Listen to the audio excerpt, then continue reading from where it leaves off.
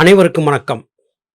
நாம் திரு அருட்பிரகாச வள்ளலார் பதிப்பித்த கண்ணுடைய வள்ளல் என்கிற மகா ஞானி ஒருவர் இயற்றிய ஒழிவில் ஒடுக்கம் என்கிற உன்னத ஞான நூல் தொகுப்பை வாசித்துக் கொண்டிருக்கிறோம்.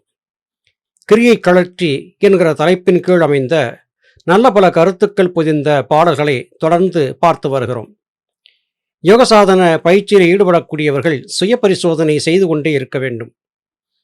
எது பொய் எது உண்மை என்பதை ஒவ்வொரு நாளும் மனத்திரத்திலே சொல்லி மனதை பக்குவப்படுத்த முயன்று வர வேண்டும். இது போன்ற பல நல்ல கருத்துக்களை இன்றைய பதிவிலேயும் பார்க்க இருக்கிறோம். மருந்து பிணியோடே மாண்டு புதை நீ எரிந்த விறகோடு இறக்கில் விரிந்த தொழில் மனத்தின் மட்டே நீ தோயும் அது என் ஆடி நிழல் புதைத்தாற்போல் எதிர்போய் நில். கண்ணாடியிலே நம்முடைய உருவத்தை பார்க்கிறோம். நாம் சிரித்தால் அதுவும் சிரிக்கிறது, நாம் அழுதால் அதுவும் அழுகிறது. நாம் செய்கிற அனைத்து சேஷ்டைகளையும் ஆடியிலே தெரியக்கூடிய உருவமும் செய்கிறது. கண்ணாடியை திருப்பி வைத்து விட்டாலோ அல்லது கண்ணாடிக்கு முன்னே நாம் நிற்பதை தவிர்த்து விட்டாலோ அந்த பிரதிபிம்பம் கண்ணாடியிலே தென்படப் போவதில்லை. அதுபோல இந்த மானுட உடல் வாழ்க்கையிலே பிணிகள் வந்து கொண்டே இருக்கின்றன. அதற்கான மருந்துகளை தேடி அலைந்து கொண்டே இருக்கிறோம். மருந்தும் பிணியும் தொடர்ந்து நம்முடைய வாழ்க்கையிலே பங்கு பெற்று கொண்டே இருக்கின்றன. இறுதியிலே மரணம் என்பது ஏற்பட்டு விடுகிறது. ஒன்று புதைக்கப்பட்டு போகிறோம், அல்லது விறகிலே வைத்து எரிமூட்டி எரிக்க வைக்கப்பட்டு போகிறோம். இடையிலே வந்த இந்த வாழ்க்கை முழுவதையும் என்ன என்று சொல்வீர்கள்? இந்த தொழில், அதாவது உலகியல் சார்ந்த தொழில் முழுவதுமாக மனதின் காரணமாக நிகழ்த்தப்பட்ட மாயாஜால காட்சிகளை அன்றி வேறல்ல. இந்த உலகிலே நாம் வாழ்ந்து கொண்டிருக்கும் போதே மற்றுமொரு உலகிலே மற்றுமொரு உடல் எடுத்து நாம் வாழ்ந்து கொண்டிருக்கிறோம் என்று யோக வாசிஷ்டம் என்கிற நூற்தொகுப்பிலே வசிஷ்ட மகாமுனிவர் ஸ்ரீராமருக்கு சொல்லியிருந்த கருத்துக்களையும் நாம் பார்த்திருக்கிறோம். நல்ல பல கருத்துக்களை அறிந்து கொள்வதற்கு யோக வாசிஷ்டம் நம்முடைய பதிவுகளை பாருங்கள். நாம் இப்போது வாழ்ந்து கொண்டிருக்கும் இந்த உடல் வாழ்க்கையிலேயே நம்முடைய ஆன்மா மற்றுமொரு இடத்திலே பிறந்து மற்றுமொரு வாழ்க்கையை வாழத் தொடங்கிவிட்டது என்று சொன்னால் உங்களுக்கு நம்புவதற்கு கடினமாக இருக்கும். ஆனால் அதுதான் உண்மை. இந்த உடலை நீத்தவுடனே அடுத்த உடலிலே விழித்து எழுந்திருப்போம்.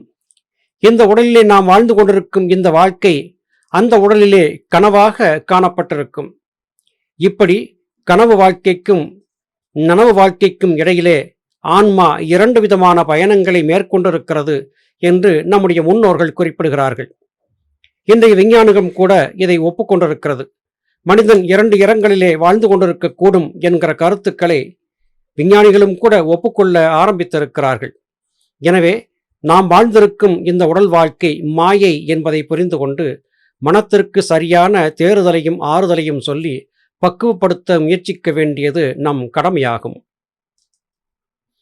காணும் அறிவு நீ காட்டு அறிவு நாம் அவற்றை காணக் கழலும் கலர்ச்சியிலே நானி நம்மை திரும்பி பாராதே நான் தான் எண்ணாதே அவிழ்த்து கரகம் போல் நிற்பாய். இந்த உலக வாழ்க்கை மிகவும் சூட்சுமமானது. நாம் புரிந்திருக்கும் வாழ்க்கை உண்மை அல்ல. இதற்குள்ளே ஏராளமான மர்ம முடிச்சுக்கள் இருக்கின்றன. மனதோடு பேசி அந்த மர்ம முடிச்சுக்களை அவிழ்க்க முயற்சிக்க வேண்டும், கழற்றிக்கொள்ள முயற்சிக்க வேண்டும்.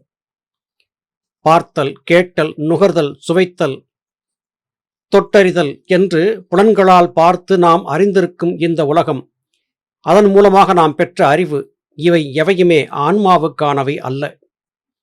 இது வெறும் மனதின் மாயாஜாலத்திற்காக மாத்திரமே நடக்கிறது. நான் என்கிற அகங்காரத்திற்கு இடங்கொடாமல் இருக்க பழகுங்கள்.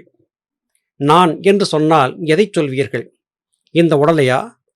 உடலை தாங்கி நிற்கும் உயிரையா? உடல் சார்ந்த உறவுகளையா? அல்லது உயிர் சார்ந்த நிலைகளையா? எதை நான் என்று கருதுவீர்கள்? அப்படி பார்க்கும்போது எண்ணற்ற பிறவிகளை எடுத்து வந்துவிட்டோம்.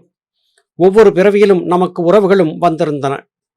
இது காரணமாகவே நம்முடைய முன்னோர்கள் யாக்கை நிலையாமையை வலியுறுத்தி பலவாறாக சொல்லியும் கொடுத்தார்கள்.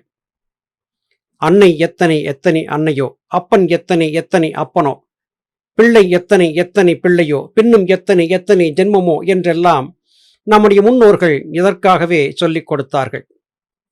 நான் என்கிற அகங்காரத்தை கொண்டு ஆடாதே.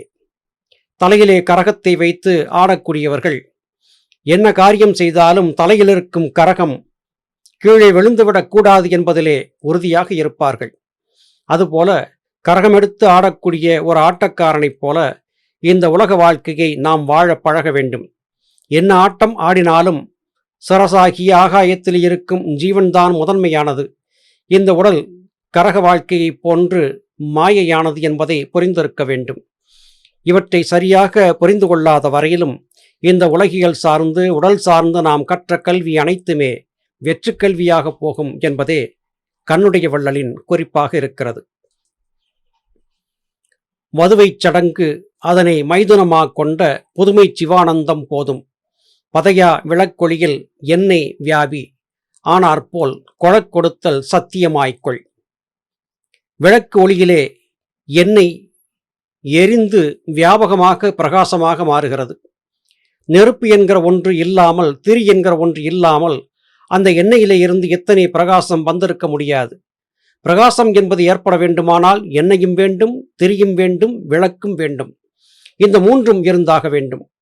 இந்த உடல் வாழ்க்கை என்பது ஆன்மா, உடல், மனம் ஆகிய இந்த மூன்றையும் சார்ந்தே இருக்கிறது.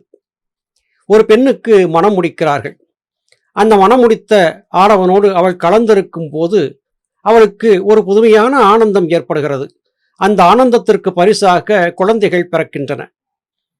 ஒரு பெண் பூப்படைந்திருந்தாலும் ஒரு ஆடவனை சேர்ந்திருக்காத நிலையிலே அவளுக்கு குழந்தை பிறப்பதில்லை.